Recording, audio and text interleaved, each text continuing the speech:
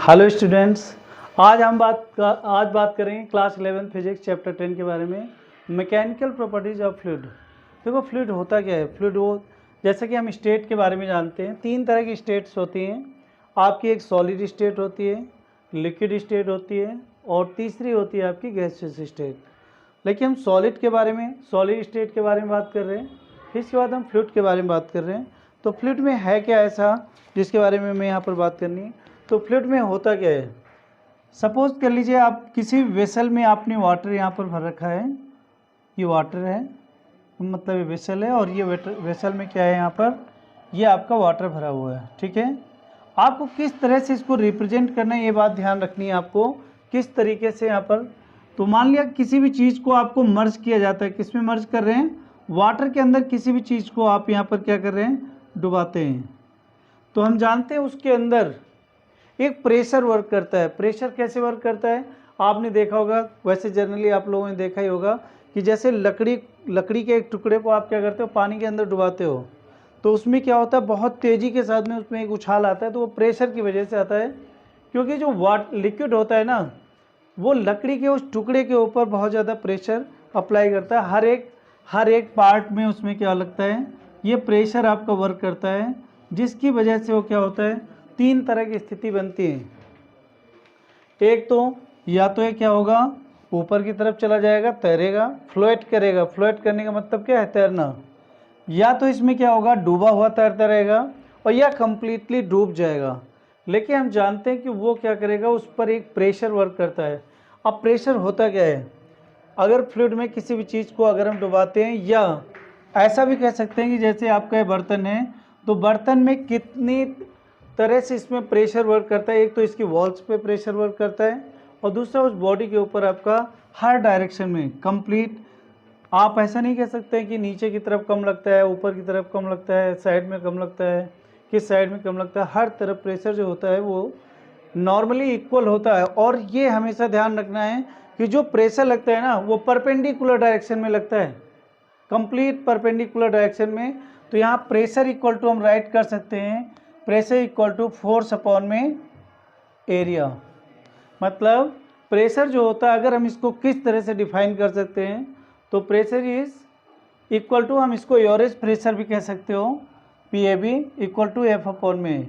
अब अगर हम इसे डिफाइन करना है, प्रेशर को किस तरह से हम डिफाइन कर सकते हैं, तो इसको हम इस तरह से डिफाइन कर सकते हैं। प्रेशर इज डिफाइंड एज,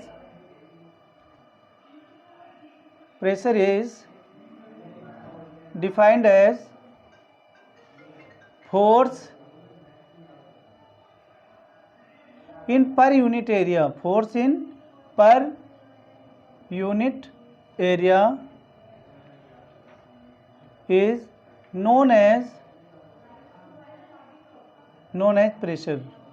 इस तरह से मैं आपको दोबारा से बता रहा हूँ कि प्रेशर होता क्या है। तो मान लिया बॉडी है, इसके पर यूनिट एरिया में जितना ज़्यादा आपका फोर्स अप्लाई होगा, पर यूनिट एरिया का मतलब अगर यहाँ पर हम एरिया को क्या कर दें, एरिया को अगर 1 मीटर स्क्वायर कर दें या 1 सेंटीमीटर स्क्वायर कर दें, तो जो भी फोर्स आपका यहाँ पर वर्क करेगा उसे हम उसका प्रेशर कहेंगे, वो आपका यहाँ पर प्रेशर होगा। तो pressure is defined as force in per unit area is known as pressure. तो प्रेशर को हम इस तरह से डिफाइन यहाँ पर कर सकते हैं। तो इसके बाद में हम जानते हैं कि अगर एरिया, देखो यहाँ पर एक चीज़ और भी जान लीजिए कि इसकी यूनिट को हम किस तरह से डिफाइन कर सकते हैं।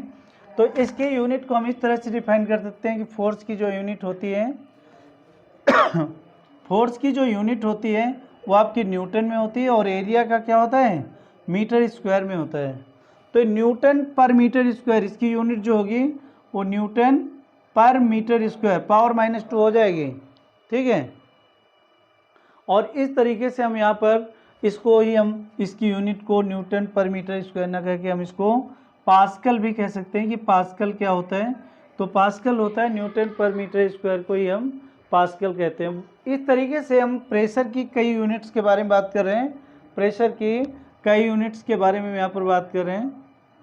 तो प्रेशर की पहली यूनिट तो मैंने आपको बता दिया, न्यूटन पर मीटर स्क्वायर होती है। क्या होती है, न्यूटन पर मीटर स्क्वायर। दूसरी यूनिट होती है पास्कल, मतलब पास्कल नामक साइंटिस्ट ने इसकी डिस्कवरी की थी, उसी के नाम पे इसकी यूनिट को हम पास्कल भी कहते हैं। ये पास्कल भी हो गई। और तीसरा होता है एटमॉस्फेरिक प्रेशर।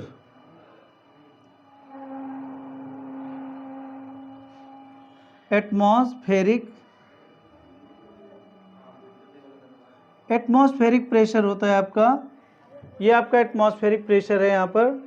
और इसके बाद हम बात करते हैं